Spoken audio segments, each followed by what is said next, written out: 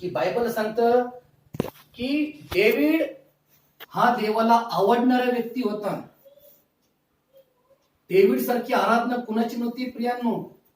आणि डेव्हिडचा उल्लेख माहिती कुराणमध्ये सुद्धा उल्लेख आहे की जेव्हा डेव्हिड आराधना करायचा ना, इथं लक्ष द्या माझ्याकडं, तेव्हा जंगल जंगल नाचायचं, जंगल नाचायचं, दऱ्या खोऱ्या नाचायच्या, पेड पौधे डोळ्याचे, अशी ती डेव्हिडची आराधना होती. अनेक ग्रंथामध्ये उल्लेख आहे डेव्हिडच्या आराधनेची. आणि खरी गोष्ट आहे की डेव्हिड जेव्हा आराधना करायचं ना, ते मेंढर बरोबर ते पाणी प्यायचे तिथं पूर्णात बसायची. जेव्हा तो आराधना करतो, तो बायबल सांगतं की देवदूत उतरायचे त्या आराधनेमध्ये आणि स्वतः परमेश्वर खुश होता. गॉड म्हणतो, यहोवा यिरे म्हणतो की डेव्हिड माझा मनासारखा राजा आहे आणि त्याच्यावर मी संतुष्ट आहे. स्वतः परमेश्वर राजांचा राजा आहे, तरी गॉड म्हणतो डेव्हिड माझ्या मनासारखा. मनासारखा म्हणजे अंतःकरणापासून गॉडनी हेच म्हणलं पाहिजे की तू माझ्या मनापासून सेविक आहे, मनापासून सेवक आहे, मनापासून मेंढरू आहे, मनापासून लेकरू आहे. आम्हाला लोकांची प्रशंसा नको, आम्हाला कुठली कमिटी नको, कुठली संस्था नको प्रियांनो. तर लोकांनी स्वतः म्हणलं पाहिजे की मनापासून हा राजा आहे, मनापासून सेवक आहे, मनापासून आराधना आहे. जसं यहोवा यिरे, यहोवा निसी म्हणतो की डेव्हिड माझ्या मनासारखा राजा आहे आणि त्याच्यावर मी संतुष्ट आहे. देवांचा संतुष्ट पाहिजे. आता आपण बऱ्याच ठिकाणी पाहतो की देव प्रत्येक खुश नसतो. कारण पौल आम्हाला सांगतो वचनामध्ये की जे इस्रायल जे लोक होते ते रानावानामध्ये 40 वर्ष भरकटले. 40 वर्ष का? त्यांच्यावर देव खुश नव्हता. तुम्ही जर पाहिलं की प्रभूने एवढा ताडलेला त्या ह्याच्यामध्ये मिस्रामध्ये की फारोची झोप उडाली होती. एवढा तो गर्विष्ठ होता, तो जमीनदोस्त झाला फारो. फरोला मोजेसे घेऊन जा. जेव्हा माणसाला मरण येतं ना, तेव्हाच माणूस सुधारतो लाईफ मध्ये. कधी लक्षात ठेवा, तो पण सुधारत नाही. फारोकडं फरमान पाठलं मोजेस कडनं. कोण मोजेस, कोण आसमानी खुदा, मी ओळखत नाही. त्यांनी भल्या राजवाड्यामध्ये लोकांच्या त्या गाठी भेटीमध्ये त्यांनी मोजेसचा अपमान केला. बरं, कोण ईश्वर, कोण इस्रायलचा ईश्वर, मी ओळखत नाही त्या देवाला. मग मोजेसनी काठी पेटली, साफ झाला. फारो म्हणतो, अरे जाम जाम रेस, तुम्ही बी टाका ना आपल्या काट्या. म्हणजे काठ्या साप माझ्याकडं पण आहे. मग 2-3 टकली आले त्या ठिकाणी फारोची आणि त्यांनी 2 काट्या त्याने साफ झाला. आता विचार करा, मोजेसकडे एकच साप आहे. 1 गॉड 1 फेथ 1 बॅप्टाइज. एकच साप होता. फारोकडे 2 साप होते. फारोकडे 2 व्यक्ती होते आणि मोजेसकडे बी 2 व्यक्ती होते, हेरोन मोजेस. परंतु मोजेस हा देवाचा मुख होता. प्रेम is the anointing servant of the prophet. Old testament is the Moses.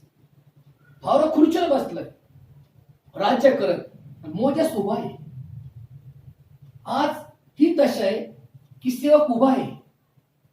अनेक लोक आपल्या खुर्चीवर बसले. तुमचा एक्झाम्पल नाही, दुसऱ्याचा एक्झाम्पल. हे टॅली करतोय मेसेज मध्ये की जसं त्या साम्राज्यामध्ये फारो खुर्चीवर बसून तो राज्य करत आहे, मॅन पॉवर. आणि मोजेसकडे गॉडची पॉवर आहे. पण मोजेस सिंपल आहे. मोजेसचा जागा फाटका होता.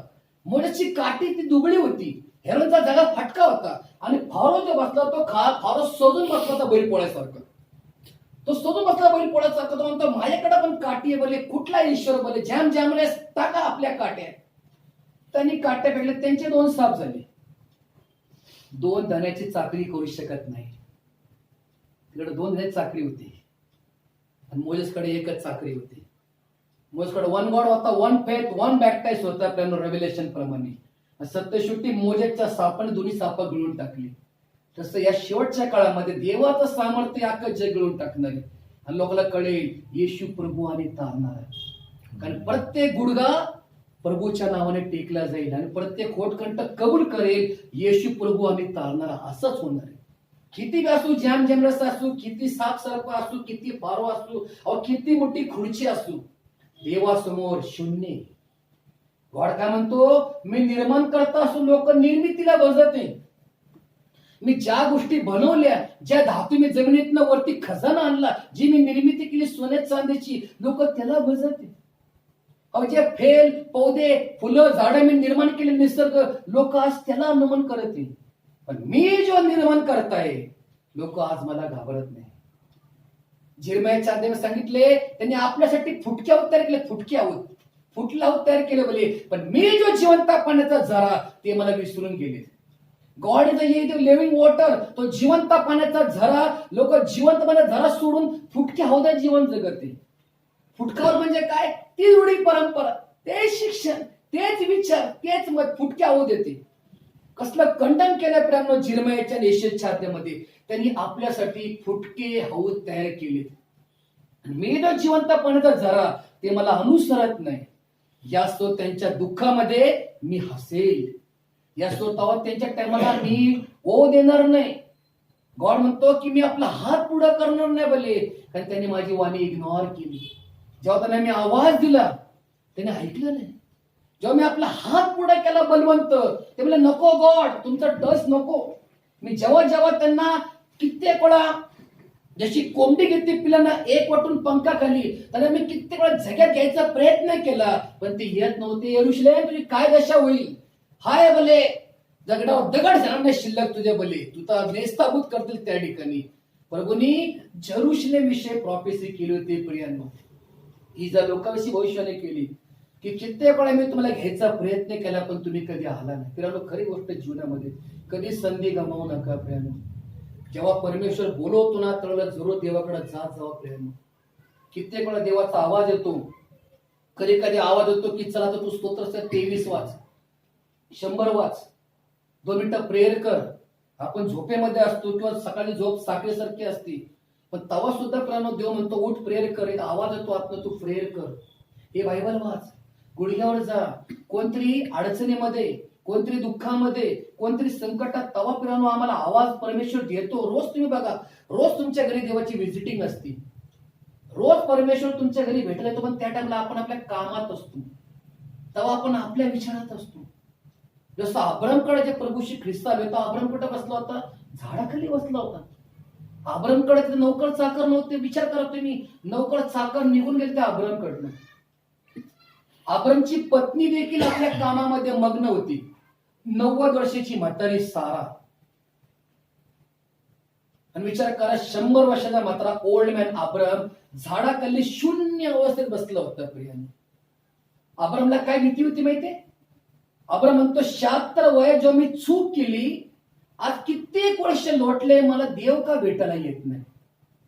देवाची वाणी मला काय ऐकायला येत नाही? देवाने काय मला इग्नोर केलंय का? हे देवा तू कधी येशील मला भेटायला? बायबल सांगते प्रभू, ज्या झाडाखाली बसला त्या झाडाला कुठला फळत नव्हतं, कारण ते झाड सगळं ओसाड होतं.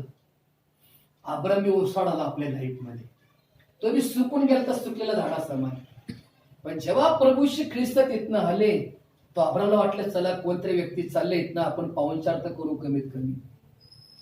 जेव्हा अब्राम उठला आपल्या जागेवरून, म्हणला या पाहुण्यांना, या या बसा बसा, तुम्ही चालला इथनं ठीक आहे, हातपाय मी धुतो तुमचे, खाऊन पिऊन ताजं तवनवा, थोडा आराम करा, परत तुम्ही जावा. तगड म्हणला अब्राहम. तेव्हा त्या ठिकाणी कान म्हणले अब्रामचे की ही देवाची वाणी. मग अब्रामला कळलं की गॉड माझ्याकडे स्वतःहून आली. अब्राम डायरेक्ट उपडात पडला देवाच्या चरणी. प्रियांनो, गॉड प्लीज या या या या या. तो आधी प्रफुल्लित झाला, तो आधी खुश झाला, त्यांनी पाय धुतले. प्रियांनो, विचार करा, पाय धुतले, त्या ठिकाणी दूतांचे पाय धुतले, त्यांनी अब्रामनी प्रभूचे पाय धुतले. सारला म्हणला की प्रभू आले आपल्याकडे, दूध मध जे का असेल ते लवकर घेऊन ये, आणि लवकर नौकरला सांग की एखादं कवळं त्या ठिकाणी वासून लवकर रण बोले, पकवान तयार कर बोले. गॉड आला आपल्या घरी. आणि मग गॉडने विचारलं सारा कुठे? तेव्हा सारा झोपडीत काम करत होती. सारा म्हणजे कोणी? चर्च आणि कलीसिया. चर्च काय करते? आपलंच काम करते, आपलाच बिझनेस करते, आपल्याच विचारात, आपल्याच दुःखात, आपल्याच कष्टात. पण अब्राम परमेश्वराची वाट बघते, प्रभूची वाट बघते. झाडाखाली बसला होता. विचार करा, झाडाचा फार मोठं प्रगटीकरण आहे माझ्या भाऊ बहिणींना. जेव्हा मग गॉड ब्लेसिंग सांगतो, पुढं का होणार आहे? पुढच्या वसंत ऋतूमध्ये सारेला दिवस जातील, ती लेकरला कवटळेल आपल्या उराशी. ही वाणी एवढी पॉवरफुल होती की त्याच्या कानापर्यंत पोहोचली. तो सारा हसली, कारण ह्या वयात कसं काय होईल? 90 वर्षाच्या म्हातारीला ताकद नव्हती, बॉडी सगळी बॉडी ती खराब झाली होती संपूर्ण. तुम्ही माणसं 90 वर्षाची माणसं पार एकदम त्यांनी ऑक्सिजनवर असतात किंवा लास्ट स्टेपला असतात कोमामध्ये, असे काही लोक मेलेले असतात. अशा अवस्थेमध्ये तिच्या कानापर्यंत प्रभूची वाणी पोचली. स्पोकन वर्ड, देव जे बोलला तो बोलला. तर गॉड म्हणले, सारा मला कुठली गोष्ट अवघड आहे का? हे सारा, मला कुठली गोष्ट अवघड आहे का? तू का असलीस? काय कारण असण्याचं बोले? हो माझे स्वामी, मी मनामध्ये असले. विचार करा तुमच्या मनात काय चालले हे गॉडला ठाऊक. सारा झोपडीत असली आहे ह्याचा आवाज माझ्या परमेश्वरापर्यंत पोहोचला. आणि परमेश्वर काय बोलतो हे शब्द साऱ्याच्या कानापर्यंत पोहोचले. तर आज देव मला काय बोलतोय हे माझ्या कानापर्यंत पोहोचलं पाहिजे, आणि मी काय बोलतो हे देवाच्या कानापर्यंत पोहोचलं पाहिजे. ते रोज चालूच आहे. विचार करा, त्याने दुसरा व्यक्ती म्हणत का? कारण अब्राम साडेकर दुनियादारी सगळे निघून गेले होते. नौकर चाकर जे होते त्या ठिकाणी जे मुलं बाळ, फक्त दोघं कपल शिल्लक होते. उतरते वय होतं आणि दोघांमध्ये 10 वर्षाचं अंतर होतं. आणि का होतं? 10 कमांडमेंट.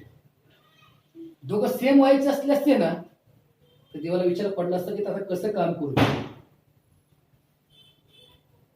कारण सेम फक्त गॉड असतो कधी पण. दोघांचं वय सेम जर असलं असतं 100 तर देव म्हणला असतं मी कसं काम करू यांच्याकडे.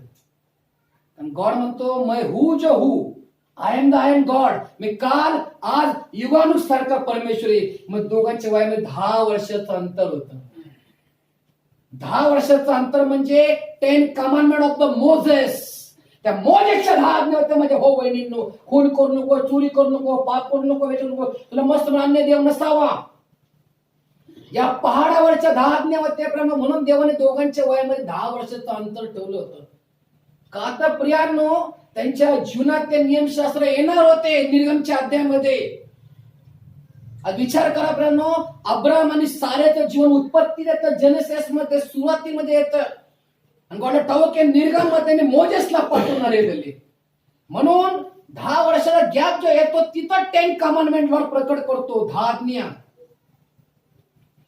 आणि आपल्या 10वीला फार महत्व होतं. 10वीला फार महत्व होतं. लोक 10वी हो एसएससी बोर्ड, हा जुन्या काळात 10वी पास झाली. लोकांना महत्व होतं 10वीचं. आज महत्व आहे का? लोकांना वर्षाला महत्वच नाही आज. जैसा देश वैसा भेस.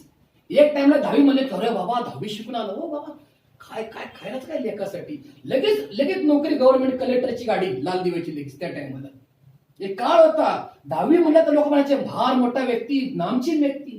जुन्या काळामध्ये किंवा जुन्या काळामध्ये 70 वर्ष जावं तुम्ही 1950 मध्ये अंकल माहित असेल की त्या 10वीला काही किंमत होती.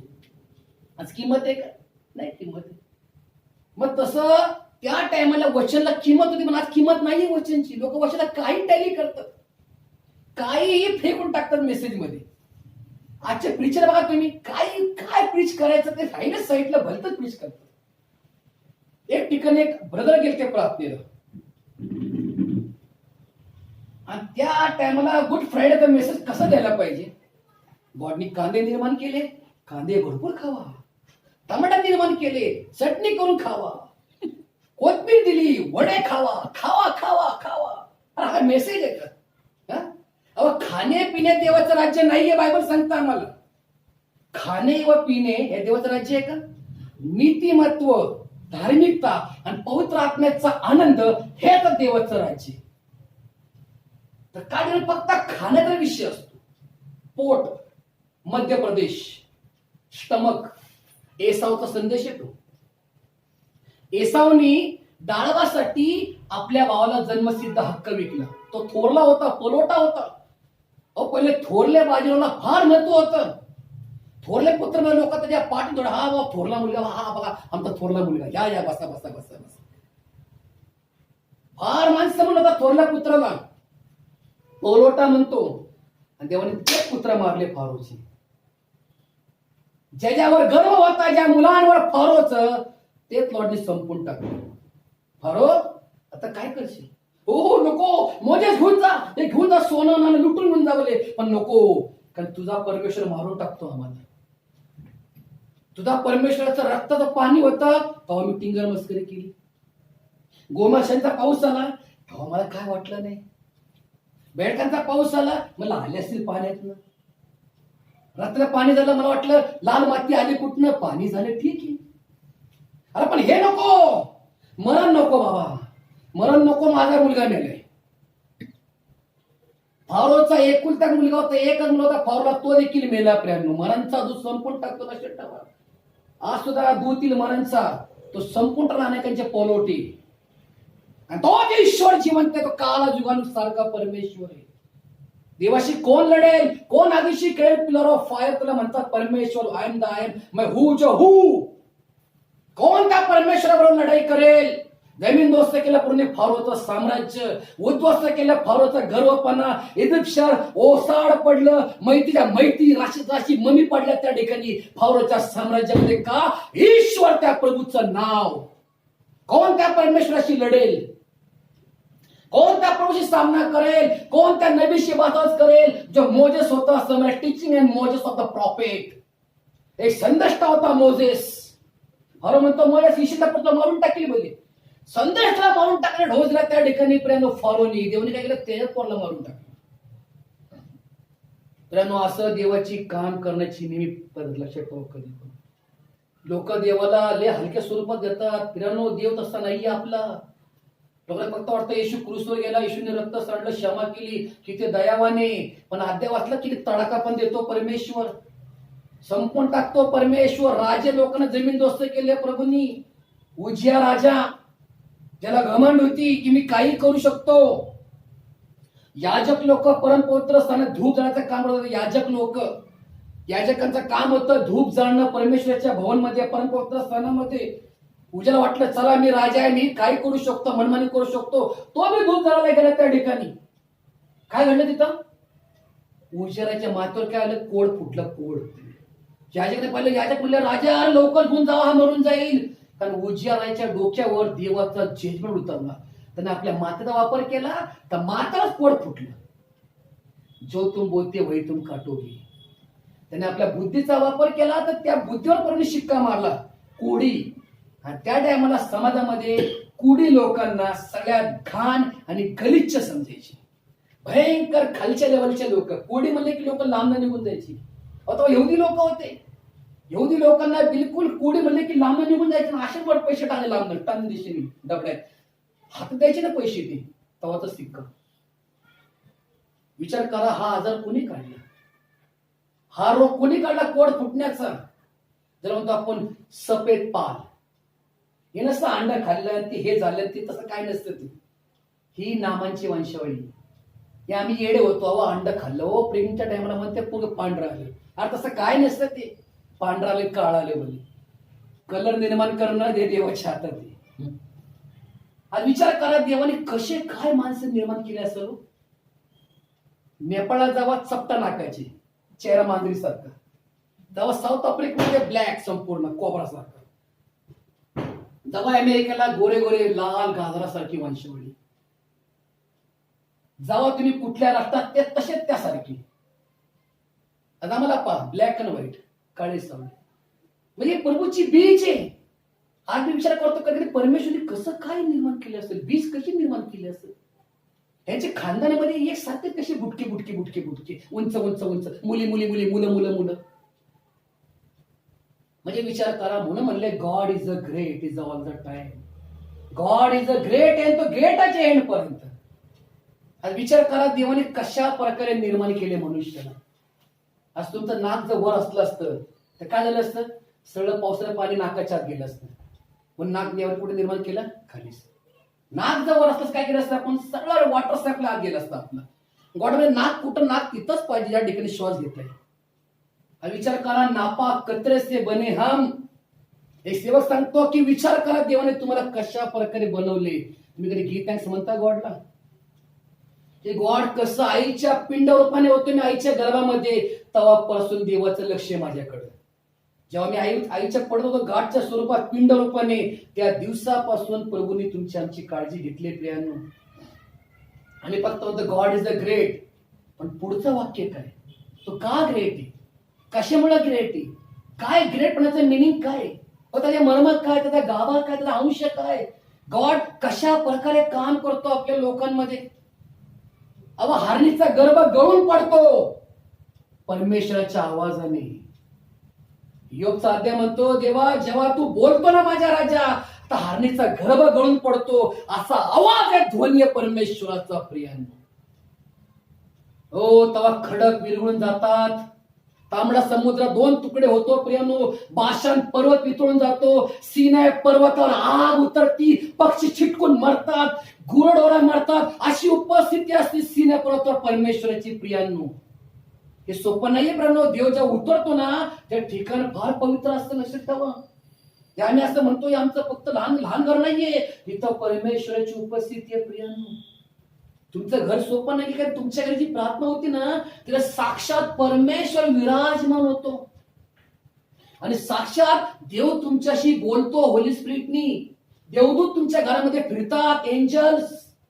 आम्ही फक्त एंजलची कहाणी ऐकली भले, देवदूत रात्री येतो म्हणून सांभाळतो, तो एंजल्स येतात संदेश ऐकला तुमच्या घरामध्ये. अग्नीचं सामर्थ्य उतरतं प्रियांनो, पिलर ऑफ फायर, देवाचा प्रकाश तुमच्या घरी अवतरतो. विचार करा किती उपस्थिती आहे परमेश्वराची. विचार करा प्रियांनो, देवाने चांगले चांगले लोक संपून टाकलेत. देव बघतो माणसाला एकदा दोनदा तीनदा चारदा पाचदा, लय चान्स होतो परमेश्वर आम्हाला. पश्चाताप नाही सुद्धा जो मारून टाकतो.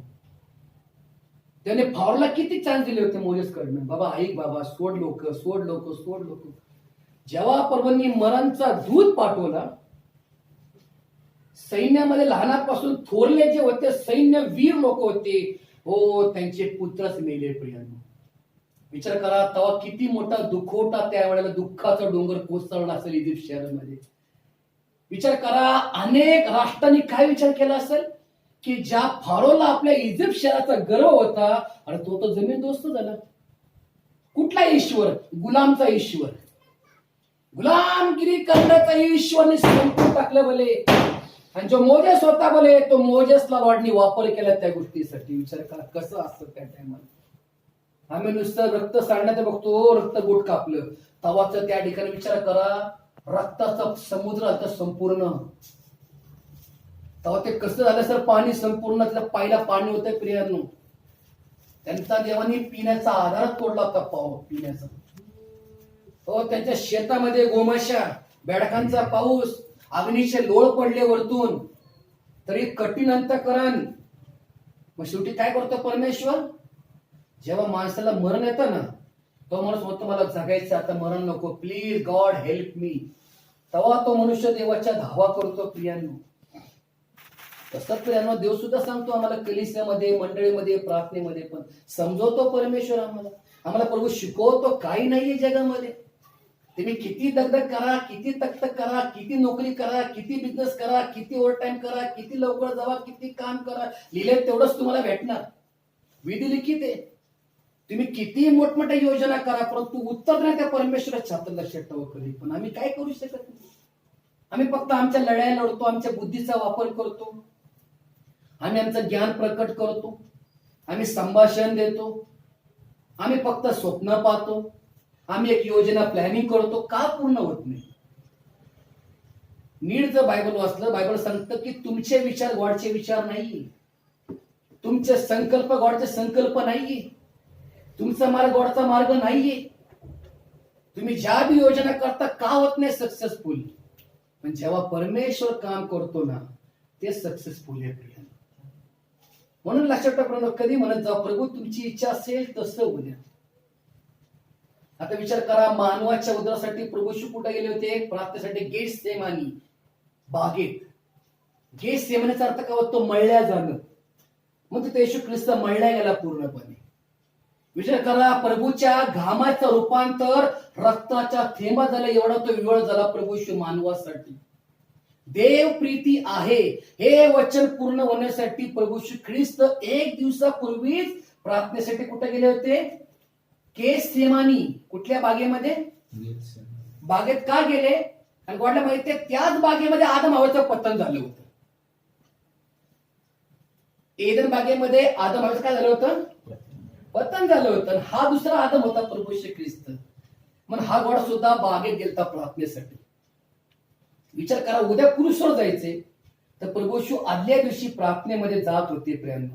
तसं उद्या तुमची एक्झाम होणार आहे, आज तुम्ही प्रार्थनेत जावा. उद्या तुम्हाला बिल्डरकडे जायचे, आज प्रार्थनेत जावा. उद्या तुम्हाला बँकेत जायचे, आज प्रार्थनेत जावा. उद्या तुम्हाला मॅडमकडे जायचे कामानिमित्त, आज प्रार्थनेत जावा. उद्या तुमची पेन्शनचे कामं करायचे, आज प्रार्थनेत जावा. उद्या तुम्हाला इंटरव्ह्यू द्यायचे, आज प्रार्थनेत जावा. उद्या तुमच्या मुलाचं ऑपरेशन आहे, आज प्रार्थनेत जावा. हा एक दाखला आहे तुमच्या आमच्यासाठी. आम्ही विनाकारण म्हणतो कसं होईल काय होईल, कसं होईल काय होईल, काय करू. अहो प्रेरणे जावा, तुम्ही प्रेरणे जावा. प्रार्थनेच्या माध्यमातूनच तुम्हाला तुमच्या प्रार्थनेचं उत्तर मिळेल.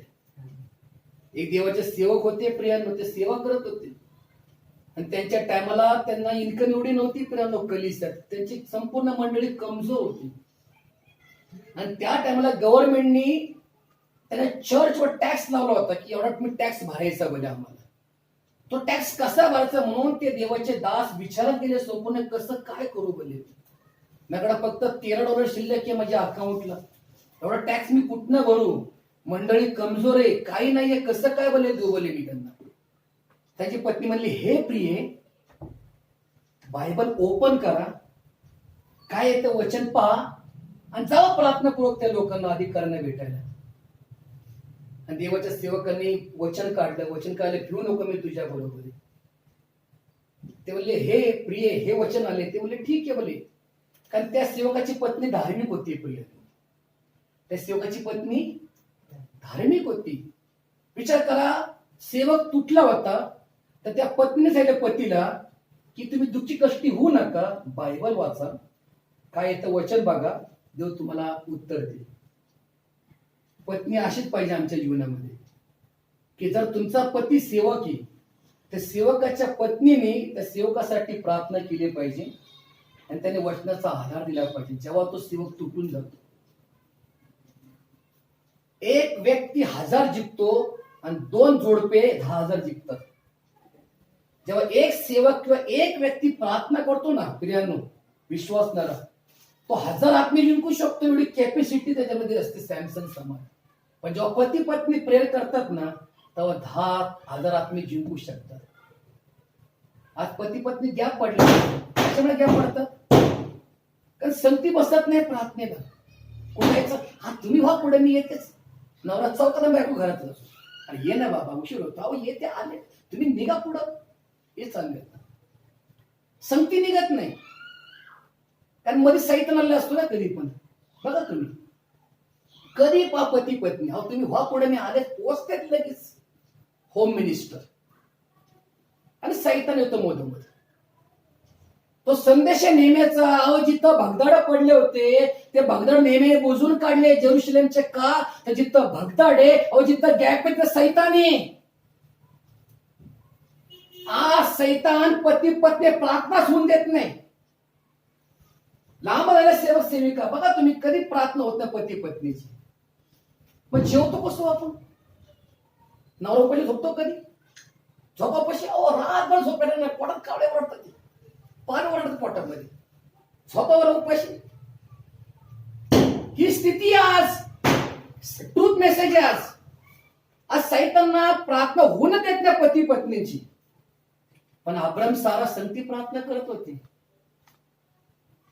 रूथ बोआज संगती प्रार्थना करत होते, रिबेका इसाक संगती प्रार्थना करत होते, जेकब राहेल संगती प्रार्थना